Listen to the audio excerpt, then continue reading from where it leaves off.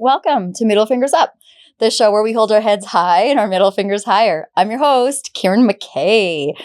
Okay, everyone, today we have a very special episode of Middle Fingers Up. Today we are joined by someone incredibly close to my heart. I had written here 10-year-old son, but in the last couple of days he's actually turned 11, so my 11-year-old son. Together, we're here. Together we're here talking about what it's like to grow up biracial and how he's beginning to notice and experience racism.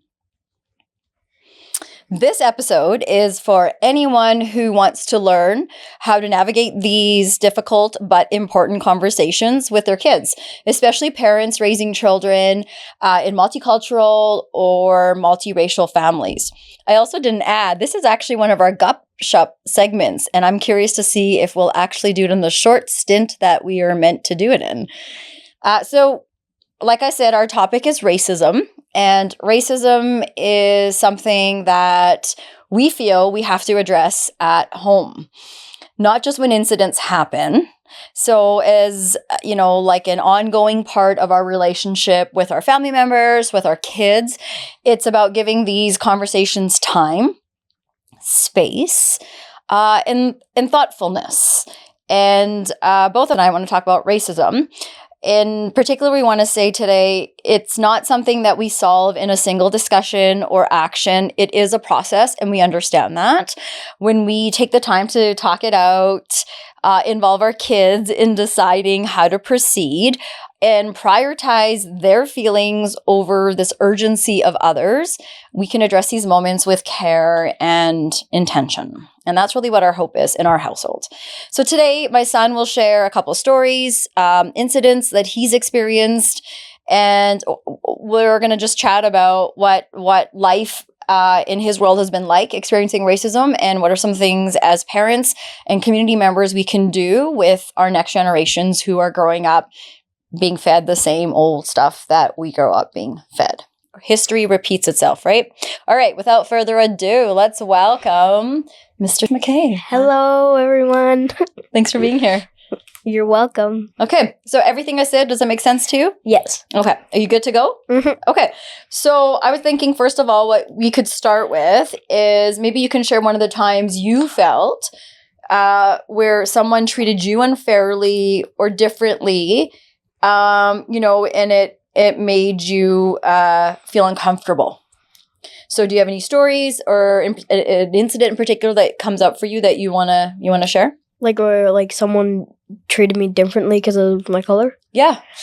Okay. So here's what I'm saying. It's stories where you've been involved in racism, where it's about your community, and it's made you feel uncomfortable with other kids. I guess during hockey, some kids, there was this new thing trending on social media, where it was this guy cooking some butter chicken in his college class, and then he does this thing, and now a bunch of people will do it, and they'll add the Indian accent, and it makes me feel uncomfortable, in hockey and on the bus, in the dressing room in hockey, and when I'm on the bus. And it's also the people who kind of try to be rude to me. Can I ask you, when you share this, what are the uncomfortable feelings that you're feeling when they do this, when they're making fun of, what you're saying is they're making fun of Punjabi people? And Indian people. Right. And so when they do that, what is it about what them doing that makes you feel uncomfortable, not okay? It's just because I want to say something, but I just don't. In the moment, I don't say anything, but after I really want to say something. Yeah. You know what? I want to, if I can add something, I want to tell you that I understand what you mean.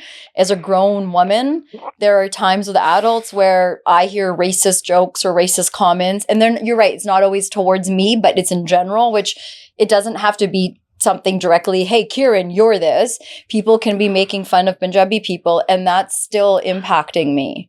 And sometimes it's hard to say something. Why? What do you think gets in the way of some of us saying something? I think it's just in the moment you want to say something, but you might think it's wrong, and you think they'll like think that you're wrong. Yeah. Something like that. You're so bang on, buddy. Like, you're 11 years old and you're feeling these things. As grown-ups, we agree. We feel that too, that sometimes when people are racist, they make it like you're doing something wrong, or they make it like you're the one that's going to get in trouble because everybody's going to get mad at you for saying something. Exactly. Yeah. Why do you think people do that? Because they think they know about racism, but like they don't know the most, and they think like that they're right all the time. What does racism mean to you? How would you describe it to someone? Just like being disrespectful to someone of color and just disrespecting their culture. So many things that we have to learn about that. So that's a interesting, good definition of what you think of racism is. So when this incident happened, what happened? Like, what did you do after that?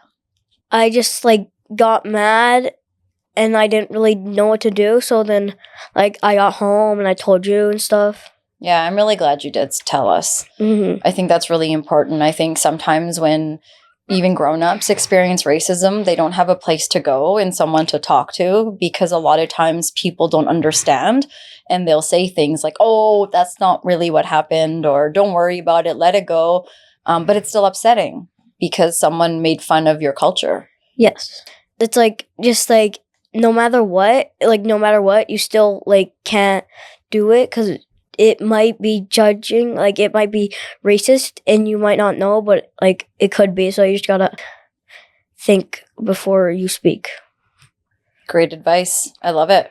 Do you have another incident you talked about earlier you wanted to share? I want to make sure I give you time and space for that. I got two, but I'll start with the first one. Okay. So in my school, there's a school next to us that has this park kind of in like closer to their school that apparently our school helped fund. Okay. So they let us use it sometimes, you know, like. Yeah, that's fine. We were on the park just talking and stuff, I guess.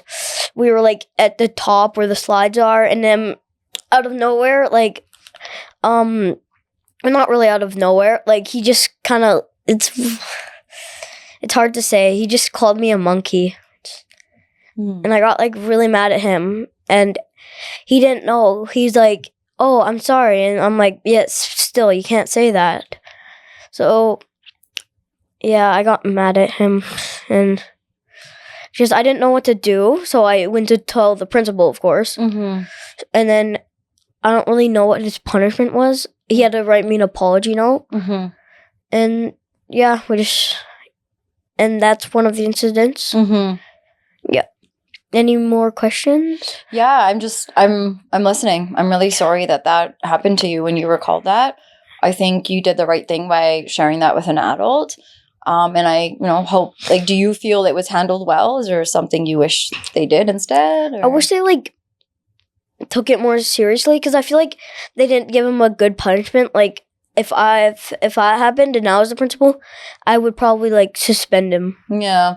I think sometimes schools do that, right? They suspend and they do those things. And I know sometimes those lessons help, but I don't know with racism.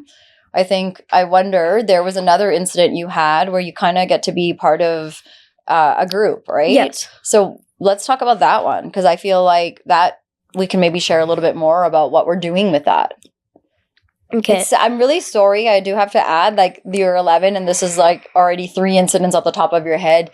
The fact that you're experiencing this, first of all, is one thing. And I'm really sorry, but I definitely have to add, though, the fact that at your age, you recognize that this is what racism is very, very, like, that's huge. And I'm very proud of you. I hope you're proud of that too. Because, like, also one day I remember you said that, like, people would just say stuff and you thought it was true and you didn't really know that it was racist. Yeah, very much. And then, can I say the other story? Yeah. Nana's name?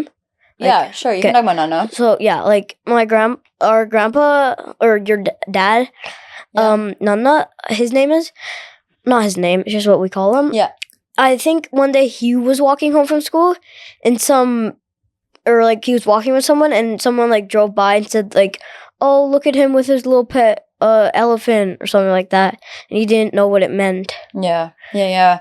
Sometimes people say things that some of us from different cultures don't actually understand, that they're making fun of us or they're making fun of something that is different about us. That's not like, white people and what all white people, may grow up thinking and being taught in school and all those things. And so I think it's hard sometimes because like Nana grew up thinking a lot of that stuff was true because she was told that's the way it was. And like you said, that was like the way for me too. And so it's nice to see a change in your generation where you're starting to question, hey, hang on, this isn't cool. This isn't right. Yeah. Did you have another story you wanted to share? Yes. So I have like this lunch group, like all my friends. We sit by, and my one really good friend, the other guy I mentioned that was like called me a monkey. He like his best friend left the school, and then he started like talking with my other friend, and then they kind of became friends. And then while I was just sitting eating, he just randomly out of nowhere just said Indian food is dirt. For no reason. Like, just said that. And I'm like, what? Like, what do you mean? And he's like, it is. I'm like, no, it's not. He's like, yeah, it is. Again, he was arguing with me like he was right. Yeah. It makes you get confused a little bit. And it made me angry because also someone else at the table, he was also Indian, and he said, and he agreed. So it just made me really angry, Yeah. Oh man, I have to say, like when you told me about that story, I connected with that too, is sometimes when you are of color and you share racist experiences with other people of color, sometimes they don't see racism either. Like when a lot of my life I had a lot of internal racism we've talked about. So a lot of things I thought inside that you mentioned, Mom, you thought were true but weren't. And so sometimes people of color will agree with these things. And that's the part that breaks my heart the most, is that we start believing and agreeing that our own food, in this example, is dirt. Yeah, and then after that, I think Nani came over one day, and then she made us something, and then like some Indian food. And then I wanted to take it to school after that, just to see if you'd do it again, I was very proud of the fact that you wanted to go back and actually wanted to bring Indian food to school because like you and I, what did I tell you about my experience growing up? Would I have ever done that? No, you said that you like would never do that. Yeah, I would have hid that. I would have been like, oh my God, I don't ever want to be treated that way again. And you're challenging it, saying if I don't bring it, then it means it's right. It's wrong, right? Like that. Then then I'm agreeing with you almost. Yeah. I really embrace that I'm Punjabi. Like, I tell everyone so they know, like, I really embrace it. And then after that incident, I think I told the vice principal. And she said, like, I don't know, it was like a few months ago maybe. Or like a month ago. She said that she would start, like, an anti-racism group. She texted you. And just today, she said that at lunch, that I think it's gonna start like at lunchtime. Oh, look at that. Yeah, tomorrow. That's really interesting. So you'll get to be part of a group where there's more work paying attention at your school towards the racism. Yeah, or I think it's on Tuesday actually. So how do you talked about 3 different things, and they've all been dealt with in different ways. Some things by adults at school, some things you get to be part of and campaign anti-racial, and then the hockey one, we haven't quite addressed it yet. We've addressed it in our home, but we haven't done it at hockey yet. Also, I don't think he does it anymore. The guy who did it, he doesn't really do it anymore. And also, I think he might be like Indian too, maybe. Yeah, that's rough, eh? It's rough when you have, again, like we said, people from our own community and we treat ourselves poorly and we think bad of ourselves, and it doesn't help, does it? It doesn't help. So should we talk a little bit about how like parents can help their kids like you that maybe are mixed race, or parents of kids, like white kids growing up, or parents of kids in general, and help teach their kids about what racism is and how to be more inclusive. Like, should we chat a little bit about that? Yes, I think I have the perfect example.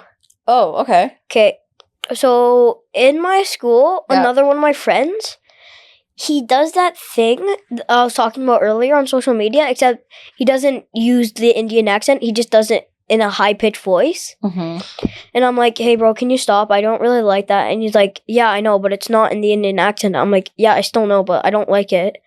So then also, and he thinks like his dad, he always talks about his dad, like that's right about everything. He's like, my dad says that you can be racist to white people.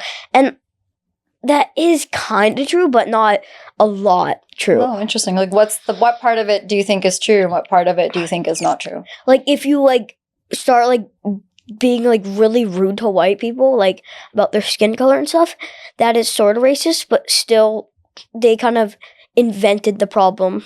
Yeah. Man, you are very like you. Sometimes I learn a lot from you.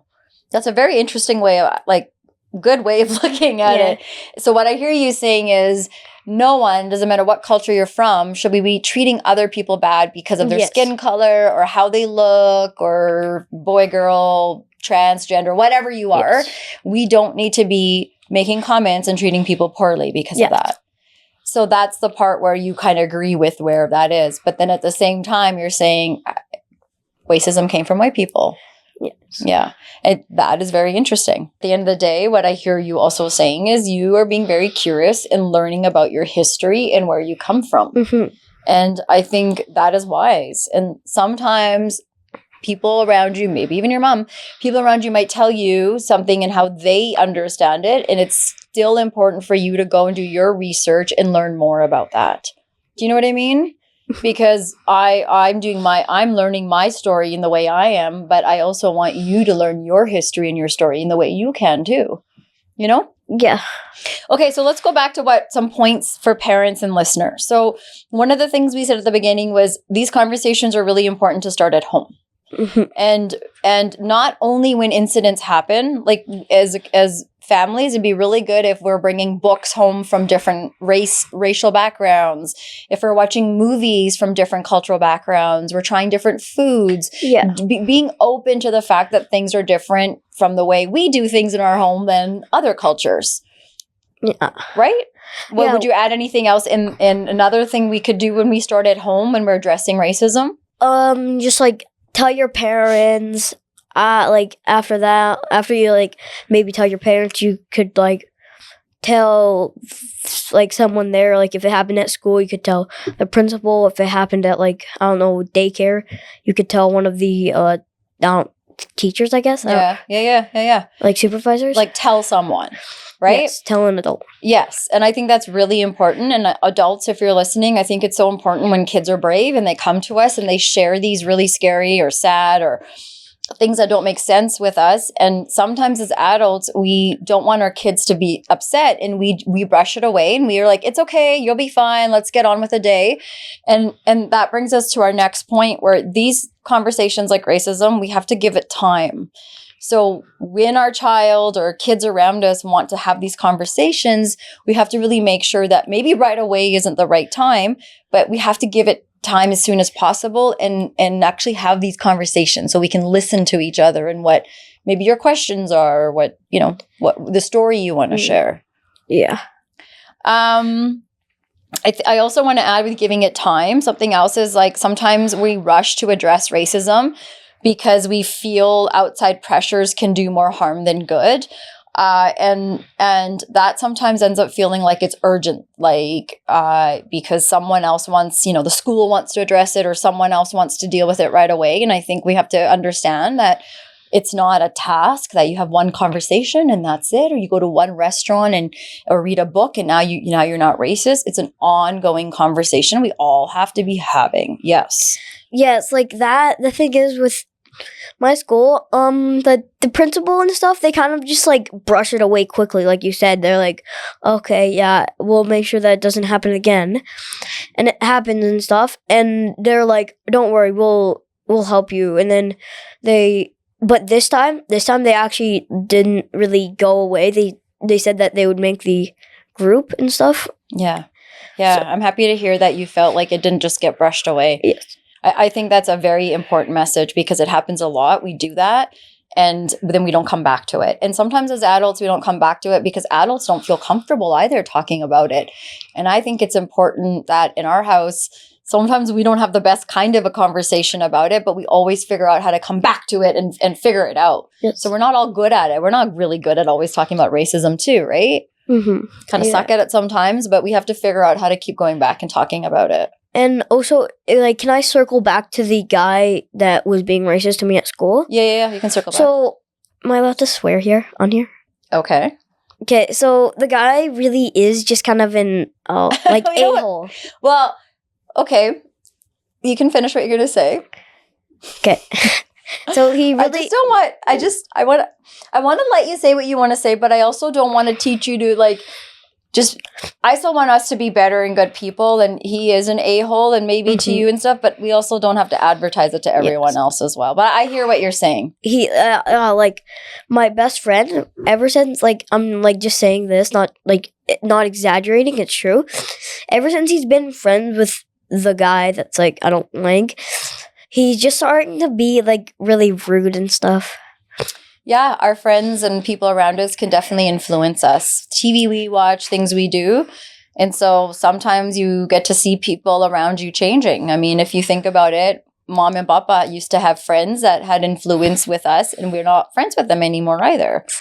Because sometimes influence isn't good. Sometimes influence is not great. And we've had friends, adult friends, that don't support people of color in the way that we want to make a change.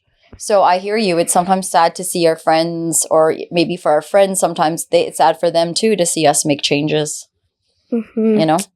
So here are some pointers we're giving to parents. One was start at home, have conversations, listen to each other, validate each other, give it time. This isn't a quick conversation. Sometimes we have to pause, come back to it. Sometimes the person we want to talk to isn't ready. So we have to understand that these things can take time.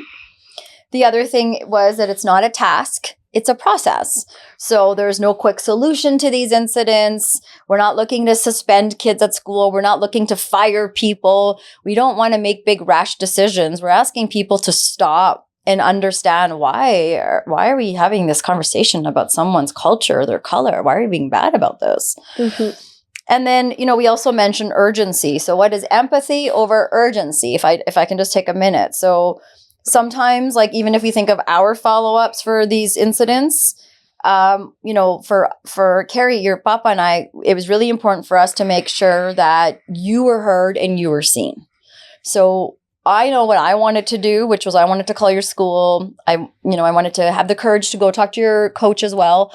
But papa and I had to stop and we had to say, okay, when this was happening for me as a kid or even as a grown-up, not very many people stopped and asked me, what do you need right now? How can I help you?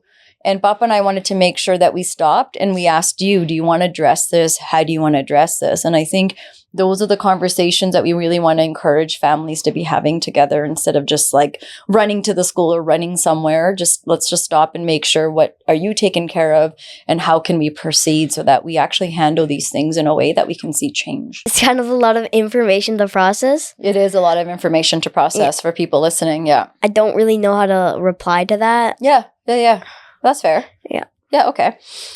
Okay, so what do you think other parents can learn about what we're talking about today?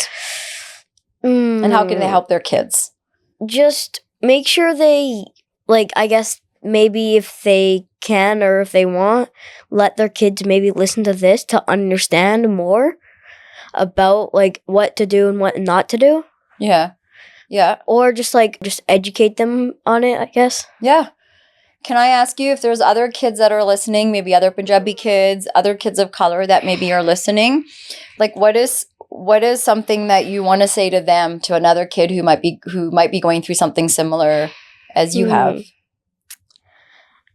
Maybe just don't hide it. Tell your parents, just tell the kid to stop and say to them that you don't like it. Yeah. Good advice. Like, what do you think what is one thing we can all do that can make things better for kids experiencing racism? Just be inclusive, address the situation, or just don't hang out with that person. Or don't talk to them and stuff. Yeah. Good for you. Is there anything that you wish we had talked about in terms of, being a mixed race kid, talking about racism? Is there something that you wish we did say that we didn't today? I got one thing to say. My best friend said they would watch this, or listen to this, so I just want to say hi to them. Give them a shout out? Yeah. I can't say their names, so hello, best friends. I have fun playing Minecraft with you. The arena's amazing. Yeah.